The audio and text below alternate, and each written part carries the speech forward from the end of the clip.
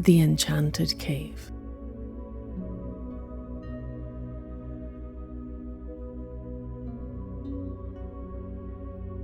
A long, long time ago, Prince Cúchlas, master of the hounds of the High King of Erin, set out from Tara to the chase. As he was leaving the palace, the light mists were drifting away from the hilltops, and the rays of the morning sun were falling aslant on the sunny bower of the Princess Ailinn. Glancing towards it, the prince doffed his plumed and jeweled hunting cap, and the princess answered his salute by a wave of her little hand that was as white as a wild rose in the hedges in June. And leaning from her bower, she watched the huntsman until his tossing plumes were hidden by the green, waving branches of the woods. The Princess Ailinn was over head and ears in love with Cúchlas, and Cúchlas was over head and ears in love with the Princess Ailinn, and he believed that never was summer morning half as bright, or as sweet, or as fair as she. The glimpse which he had just caught of her filled his heart with delight, and almost put all thought of hunting out of his head, when suddenly the tuneful cries of the hounds, answered by 100 echoes from the groves, broke upon his ear. The dogs had startled a dappled deer that bounded away through the forest. The prince, spurring his gallant steed, pushed on in eager pursuit. On through the forest sped the deer, through soft, green, secret ways and flowery dells, then out from the forest, up heathery hills, and over long stretches of moorland, and across brown, rushing streams, sometimes in view of the hounds, sometimes lost to sight, but always ahead of them. All day long the chase continued, and at last, when the sun was sinking, the dogs were close upon the panting deer, and the prince believed he was about to secure his game, when the deer suddenly disappeared through the mouth of a cave which opened before him. The dogs followed at his heels, and the prince endeavored to rein in his steed, but the impetuous animal bore him on, and soon was clattering over the stony floor of the cave in perfect darkness. Cúchlas could hear ahead of him the cries of the hounds growing fainter and fainter as they increased the distance between them and him. Then the cries ceased altogether, and the only sound the prince heard was the noise of his horse's hoofs sounding in the hollow cave. Once more he endeavored to check his career, but the reins broke in his hands, and in that instant the prince felt the horse had taken a plunge into a gulf and was sinking down and down as a stone cast from the summit of a cliff sinks down to the sea. At last the horse struck the ground again, and the prince was almost thrown out of his saddle, but he succeeded in regaining his seat. Then on through the darkness galloped the steed, and when he came into the light, the prince's eyes were for some time unable to bear it.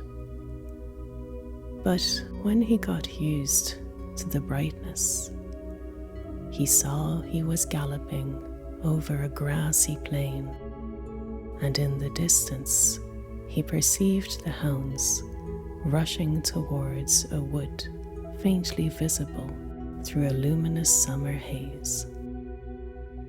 The prince galloped on, and as he approached the wood, he saw coming towards him a comely champion wearing a shining brown cloak, fastened by a bright bronze spear-like brooch, and bearing a white hazel wand in one hand, and a single-edged sword with a hilt made from the tooth of a seahorse in the other.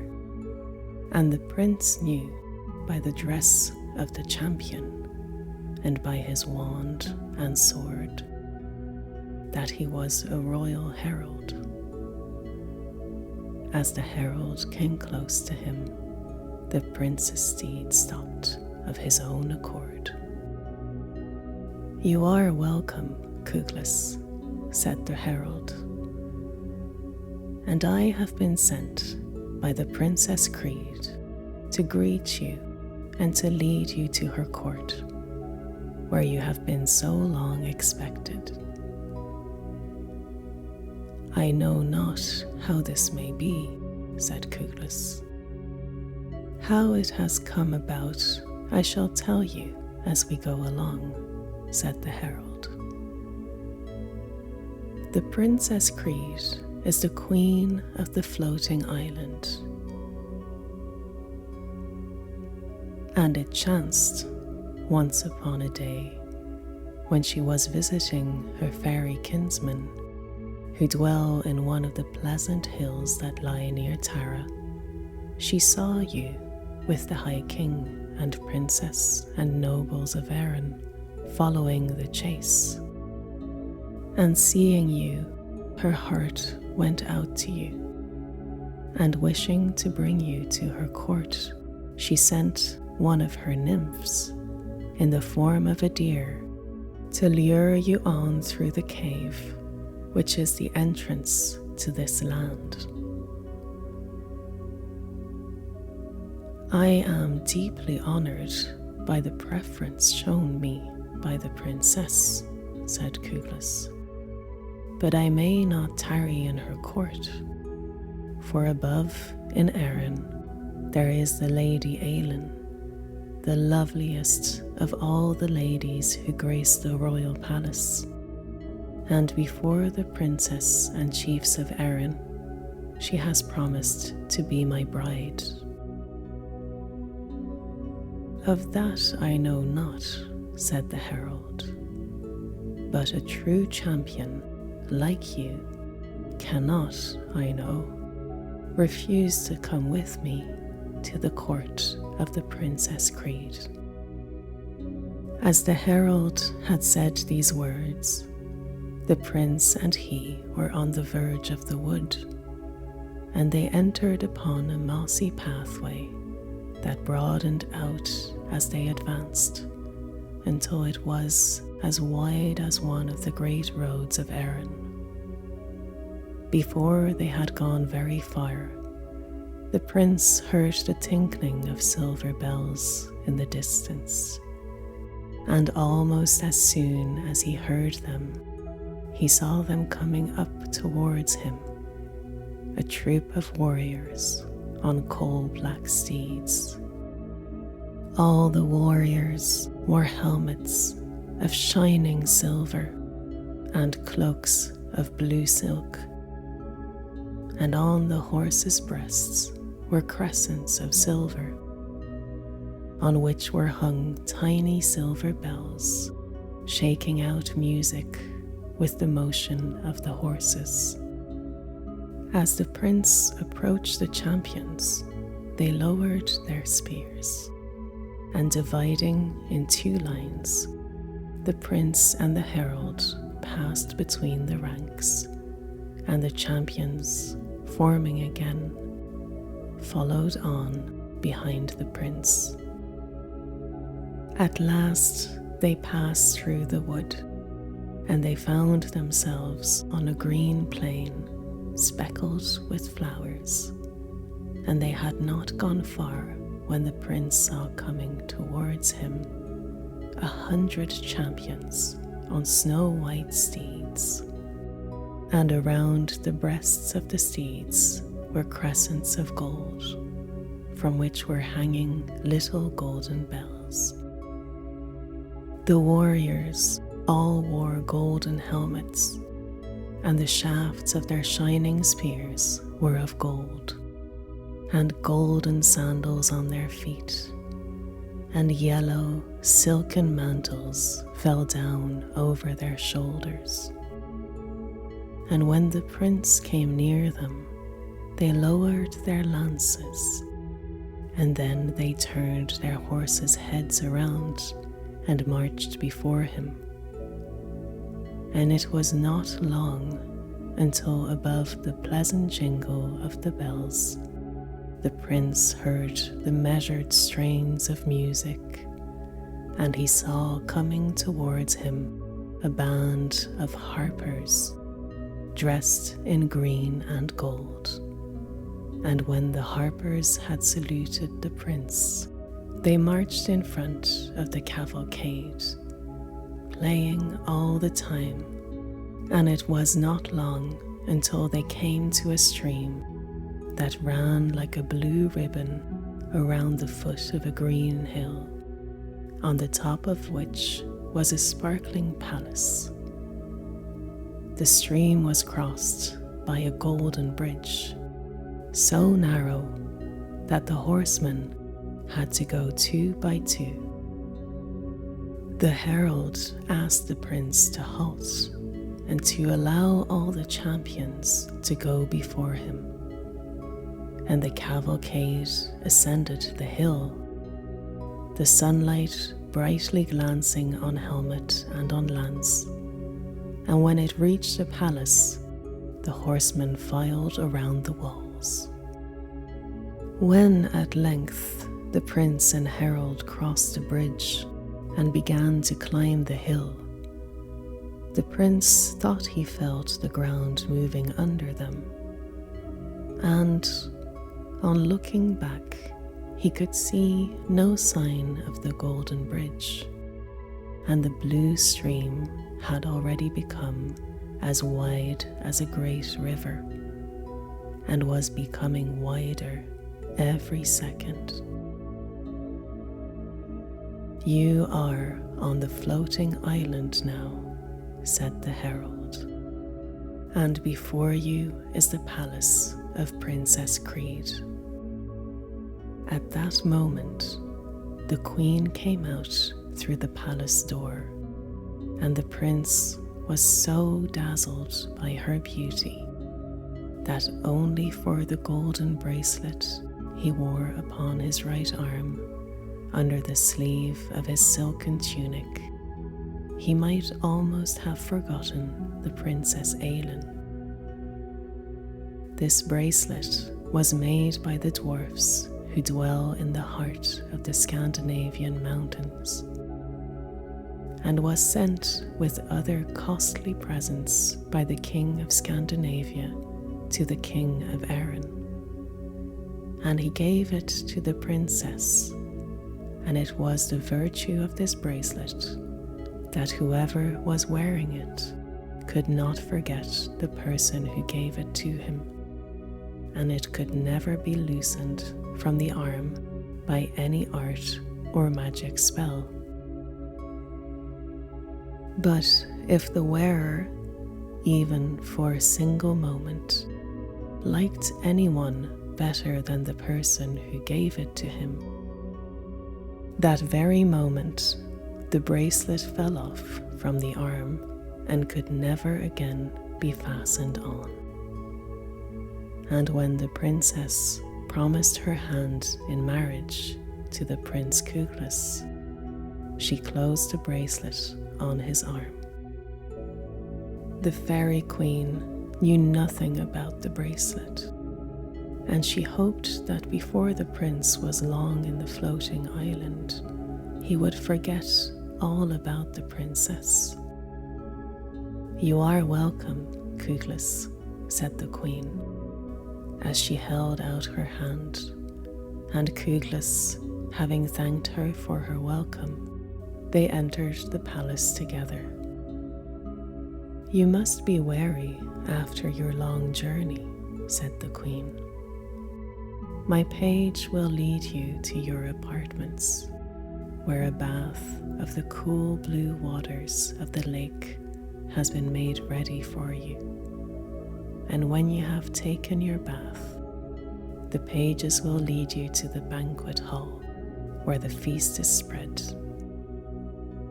At the feast, the prince was seated beside the queen, and she talked to him of all the pleasures that were in store for him in fairyland, where pain and sickness and sorrow and old age are unknown, and where every rosy hour that flies is brighter than the one that has fled before it. And when the feast was ended, the queen opened the dance with the prince, and it was not until the moon was high above the floating island that the prince retired to rest. He was so tired after his journey and the dancing that he fell into a sound sleep. When he awoke the next morning, the sun was shining brightly, and he heard outside the palace the jingle of bells and the music of baying hounds, and his heart was stirred by memories of the many pleasant days on which he had led the chase over the plains and through the green woods of Tara. He looked out through the window, and he saw all the fairy champions mounted on their steeds, ready for the chase, and at their head the fairy queen. And at that moment, the pages came to say the queen wished to know if he would join them. And the prince went out and found his steed ready saddled and bridled, and they spent the day hunting in the forest that stretched away for miles behind the palace, and the night in feasting and dancing. When the prince awoke the following morning, he was summoned by the pages to the presence of the queen. The prince found the queen on the lawn outside the palace, surrounded by her court. "We shall go on the lake today, Cuglas," said the queen. And taking his arm, she led him along the water's edge, all the courtiers following. When she was close to the water, she waved her wand, and in a second, 1,000 boats, shining like glass, shot up from beneath the lake and set their bows against the bank. The queen and Cuglas stepped into one, and when they were seated, 2 fairy harpers took their places in the prow. All the other boats were soon thronged by fairies, and then the queen waved her wand again, and an awning of purple silk rose over the boat, and silken awning of various colors over the others, and the royal boat moved off from the bank, followed by all the rest, and in every boat sat a harper with a golden harp. And when the queen waved her wand for the 3rd time, the harpers struck the trembling chords, and to the sound of the delightful music, the boats glided over the sunlit lake. And on they went until they approached the mouth of a gentle river, sliding down between banks clad with trees. Up the river, close to the bank, and under the drooping trees, they sailed. And when they came to a bend in the river, from which the lake could no longer be seen, they pushed their prows in against the bank, and the queen and Kuglis and all the party left the boats and went on under the trees until they came to a mossy glade. Then the queen waved her wand, and silken couches were spread under the trees, and she and Kuglis sat on one apart from the others, and the courtiers took their places in proper order. And the queen waved her wand again, and wind shook the trees above them, and the most luscious fruit that was ever tasted fell down into their hands. And when the feast was over, there was dancing in the glades to the music of the harps. And when they were tired dancing, they set out for the boats, and the moon was rising above the trees as they sailed away over the lake.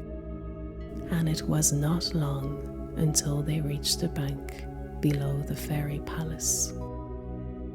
Well, between hunting in the forest and sailing over the lake and dancing in the greenwood glade and in the banquet hall, the days passed, but all the time the prince was thinking of the Princess Ailin. And one moonlit night, when he was lying awake on his couch thinking of her, a shadow was suddenly cast on the floor. The prince looked towards the window, and what should he see sitting on the sill outside but a little woman tapping the pane with a golden bodkin. The prince jumped from his couch and opened the window, and the little woman floated on the moonbeams into the room and sat down on the floor. "You are thinking of Princess Ailin," said the little woman. "I never think of anyone else," said the prince.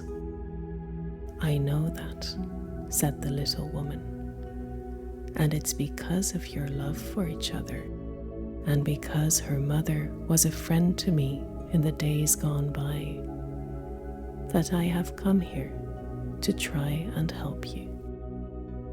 But there is not much time for talking. The night advances. At the bank below, a boat awaits you. Step into it, and it will lead you to the mainland.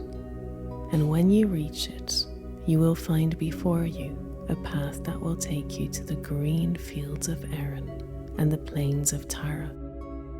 I know you will have to face danger.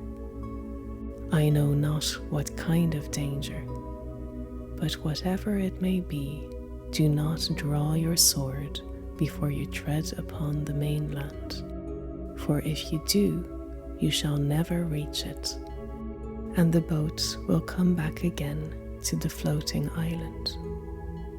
And now go, and may luck go with you." And saying this, the little woman climbed up the moonbeams and disappeared. The prince left the palace and descended to the lake, and there before him he saw a glistening boat. He stepped into it, and the boat went on and on beneath the moon, and at last he saw the mainland, and he could trace a winding pathway going away from the shore. The sight filled his heart with joy, but suddenly the milk-white moonshine died away, and looking up to the sky, he saw the moon turning fiery red and the waters of the lake, shining like silver a moment before, took a blood-red hue, and a wind arose that stirred the waters, and they leaped up against the little boat, tossing it from side to side. While Cúglas was wondering at the change, he heard a strange, unearthly noise ahead of him, and a bristling monster, lifting its claws above the water, in a moment was beside the boat and stuck one of his claws in the left arm of the prince and pierced the flesh to the bone. Maddened by the pain, the prince drew his sword and chopped off the monster's claw. The monster disappeared beneath the lake, and, as it did so, the color of the water changed, and the silver moonlight shone down from the sky again. But the boat no longer went on towards the mainland, but sped back towards the floating island, while forth from the island came a fleet of ferry boats to meet it, led by the shallop of the fairy queen. The queen greeted the prince as if she knew not of his attempted flight, and to the music of the harps the fleet returned to the palace. The next day passed, and the night came, and again the prince was lying on the couch, thinking of the Princess Ailin, and again he saw the shadow on the floor and heard the tapping against the window. And when he opened it, the little woman slid into the room. "You failed last night," she said, "but I come to give you another chance. Tomorrow, the queen must set out on a visit to her fairy kinsmen, who dwell in the green hill near the plain of Tara. She cannot take you with her, for if your feet once touch the green grass that grows in the fruitful fields of Erin, she could never bring you back again. And so, when you find she has left the palace, go at once into the banquet hall and look behind the throne, and you will see a small door let down into the ground. Pull this up and descend the steps which you will see. Where they lead, I cannot tell you. What dangers may be before you, I do not know. But this I know: if you accept anything, no matter what it is, from anyone you may meet on your way, you shall not set foot on the soil of Erin." And having said this, the little woman, rising from the floor, floated out through the window. The prince returned to his couch, and the next morning, as soon as he heard the queen had left the palace, he hastened to the banquet hall.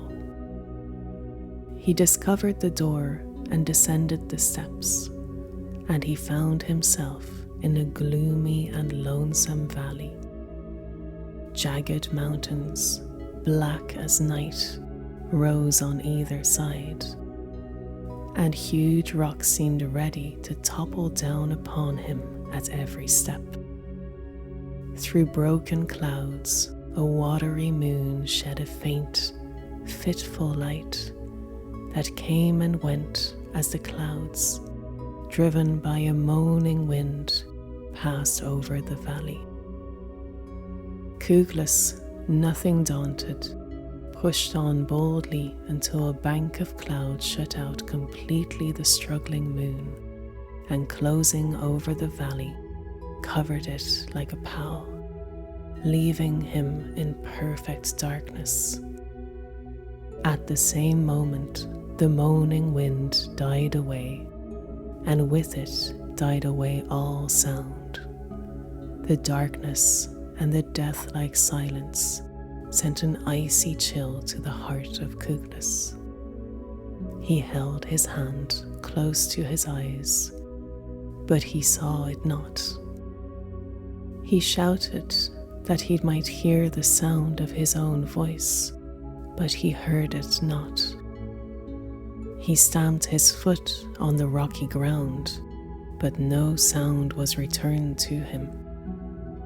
He rattled his sword in its brazen scabbard, but it gave no answer back to him. His heart grew colder and colder, and suddenly the cloud above him was rent in a dozen places, and lightning flashed through the valley, and the thunder rolled over the echoing mountains. In the lurid glare of the lightning, Cúchlas saw 100 ghostly forms sweeping towards him, uttering, as they came nearer and nearer, shrieks so terrible that the silence of death could more easily be borne. Cúchlas turned to escape, but they hemmed him round and pressed their clammy hands upon his face. With a yell of horror, he drew his sword and slashed about him. In that very moment, the forms vanished. The thunder ceased, the dark cloud passed, and the sun shone out as bright as on a summer day. And then Cúchlas knew the forms he had seen were those of the wild people of the glen. With renewed courage, he pursued his way through the valley, and after 3 or 4 windings, it took him out upon a sandy desert. He had no sooner set foot upon the desert than he heard behind him a crashing sound louder than thunder. He looked around, and he saw that the walls of mountain through which he had just passed had fallen into the valley and filled it up so that he could no longer tell where it had been. The sun was beating fiercely on the desert, and the sands were almost as hot as burning cinders. And as Cúchlas advanced over them, his body became dried up, and his tongue clove to the roof of his mouth. And when his thirst was at its height, a fountain of sparkling water sprang up in the burning plain a few paces in front of him. But when he came up quite close to it and stretched out his parched hands to cool them in the limpid waters, the fountain vanished as suddenly as it appeared. With great pain and almost choking with heat and thirst, he struggled on, and again the fountain sprang up in front of him and moved before him, almost within his reach. At last he came to the end of the desert, and he saw a green hill up which a pathway climbed. But as he came to the foot of the hill, there, sitting right in his way, was a beautiful fairy holding out towards him a crystal cup, over the rim of which flowed water as clear as crystal. Unable to resist the temptation, the prince seized a cold, bright goblet and drank the water. When he did so, his thirst vanished, but the fairy and the green hill and the burning desert disappeared, and he was standing in the forest behind the palace of the Fairy Queen. That evening, the queen returned, and at the feast, she talked as gaily to the prince as if she knew not of his attempt to leave the floating island.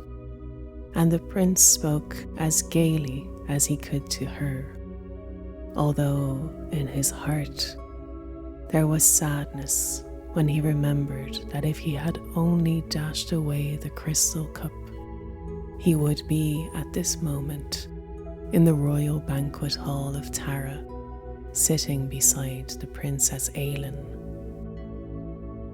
And he thought the feast would never end. But it was over at last, and the prince returned to his apartments.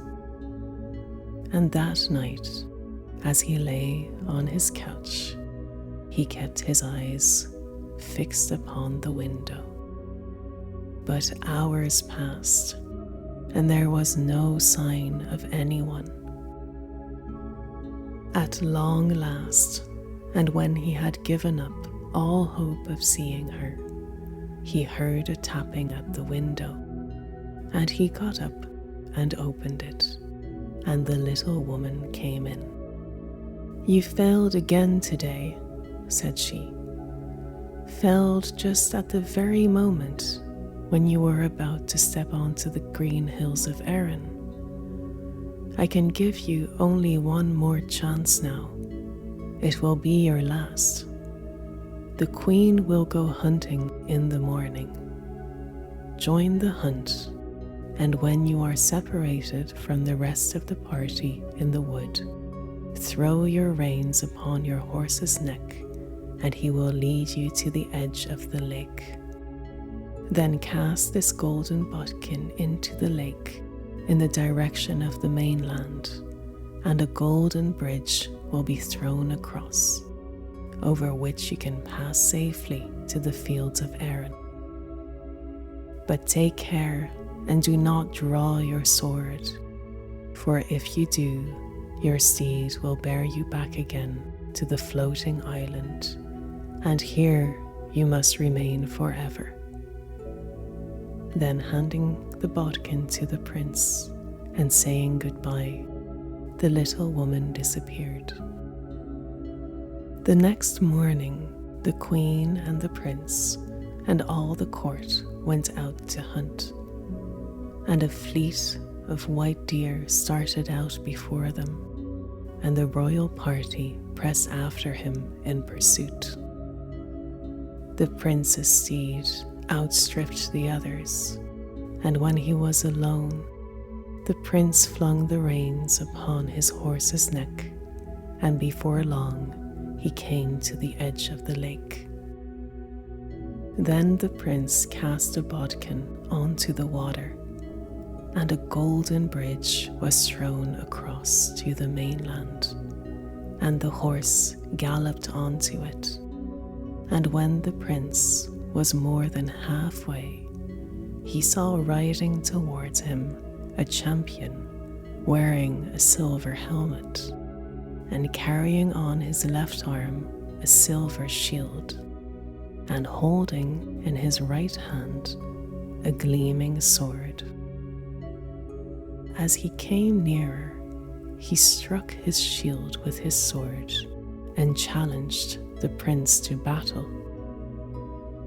The prince's sword almost leaped out of its scabbard at the martial sound, and, like a true knight of Tara, he dashed against his foe, and swinging his sword above his head, with one blow he clove the silver helmet, and the strange warrior reeled from his horse and fell upon the golden bridge. The prince, content with his achievement, spurred his horse to pass the fallen champion.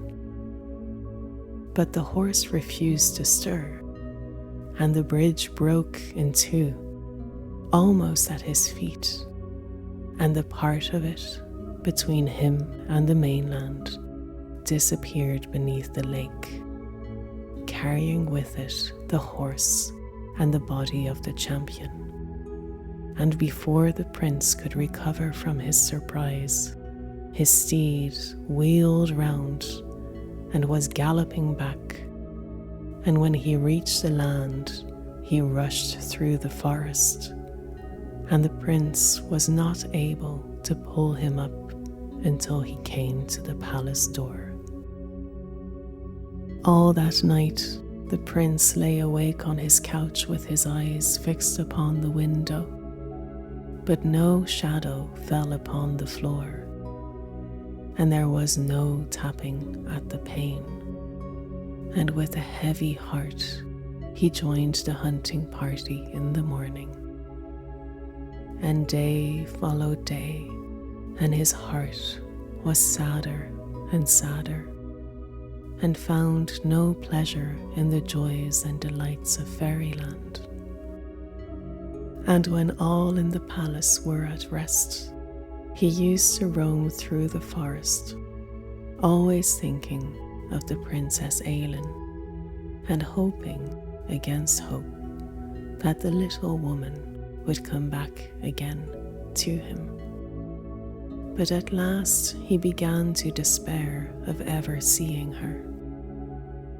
It chanced one night he rambled so far that he found himself on the verge of the lake, at the very spot from which the golden bridge had been thrown across the waters.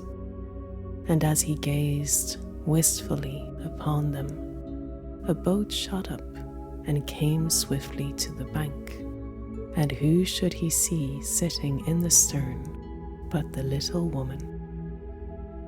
"Ah, Cúglas, Cúglas," she said, "I gave you 3 chances, and you failed in all of them.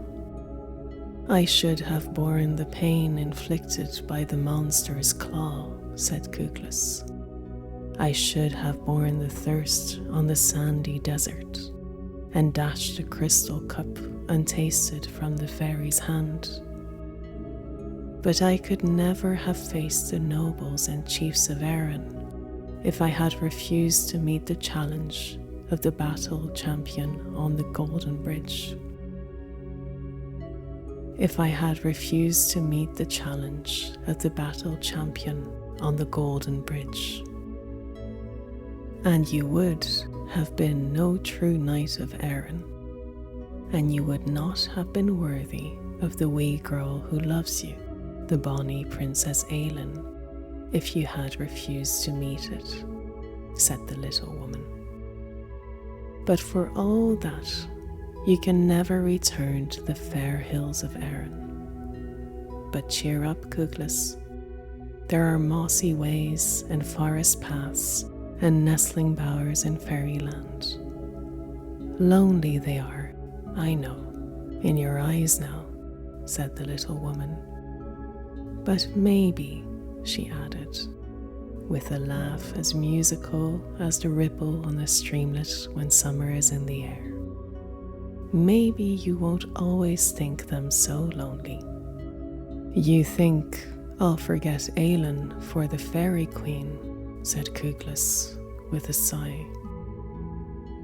"I don't think anything of the kind," said she. "Then what do you mean?" said the prince. "Oh, I mean what I mean," said the little woman. "But I can't stop here all night talking to you, and indeed it is in your bed you ought to be yourself. So now, good night, and I have no more to say, except that perhaps, if you happen to be here this night week at this very hour, when the moon will be on the waters, you will see. But no matter what you will see," said she, "I must be off." And before the prince could say another word, the boat sped up from the bank, and he was alone. He went back to the palace, and he fell asleep that night, only to dream of the Princess Ailin. As for the princess, she was pining away in the palace of Tara, The colour had fled from her cheeks and her eyes, which had been once so bright they would have lighted darkness like a star, lost nearly all their lustre, and the king's leeches could do nothing for her.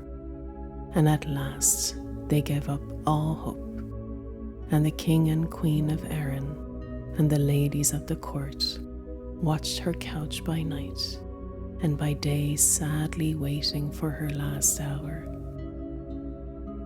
At length one day, when the sun was shining brightly over Tara's plains, and its light, softened by the intervening curtains, was falling in the sick chamber, the royal watchers noticed a sweet change coming over the face of the princess. The bloom of love and youth were flushing on her cheeks, and from her eyes shone out the old, soft, tender light, and they began to hope she was about to be restored to them, when suddenly the room was in darkness, as if the night had swept across the sky and blotted out the sun. When they heard the sound of fairy music, and over the couch where the princess lay, they beheld a gleam of golden light, but only for a moment. And again there was perfect darkness, and the fairy music ceased. Then, as suddenly as it came, the darkness vanished. The softened sunlight once more filled the chamber and rested upon the couch. But the couch was empty, and the royal watchers, looking at each other, said in whispers, "The fairies have carried away the Princess Ailyn to Fairyland." Well, that very day the prince roamed by himself through the forest, counting the hours until the day would fade in the sky and the moon come climbing up. And at last, when it was shining full above the waters, he went down to the verge of the lake, and he looked out over the gleaming surface, watching for the vision promised by the little woman. But he could see nothing, and was about to turn away when he heard the faint sound of fairy music. He listened and listened, and the sound came nearer and clearer, and away in the distance, like drops of glistening water breaking the level of the lake, he saw a fleet of fairy boats, and he thought it was the Fairy Queen sailing in the moonlight. And it was the Fairy Queen, and soon he was able to recognize the royal shallop leading the others. And as it came close to the bank, he saw the little woman sitting in the prow between the little harpers, and at the stern was the Fairy Queen, and by her side the lady of his heart, the Princess Ailyn. In a second the boat was against the bank, and the princess in his arms, and he kissed her again and again. "And have you never a kiss for me?" said the little woman, tapping his hand with a little golden bodkin. "A kiss and a dozen," said Cookless, as he caught the little fairy up in his arms. "Oh, Cookless," said the queen. "Oh, the princess isn't one bit jealous," said the little woman. "Are you, Ailyn?" "Indeed I am not," said Ailyn. "And you should not be," said the Fairy Queen, "for never lady yet had truer knight than Cookless. I loved him, and I love him dearly. I lured him here hoping that in the delights of fairyland he might forget you. It was all in vain. I know now that there is one thing no fairy power above or below the stars, or beneath the waters, can ever subdue, and that is love. And here together forever shall you and Cúchlas dwell, where old age shall never come upon you, and where pain or sorrow or sickness are unknown. And Cúchlas never returned to the fair hills of Erin, and ages passed away since the morning he followed the hounds into the fatal cave.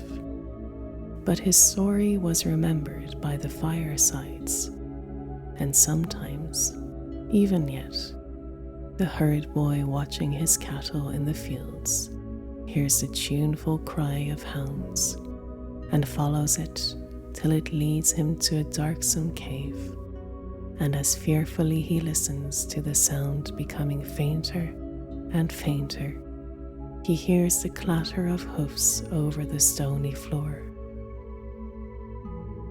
And to this day, the cave bears the name of the prince who entered it, never to return.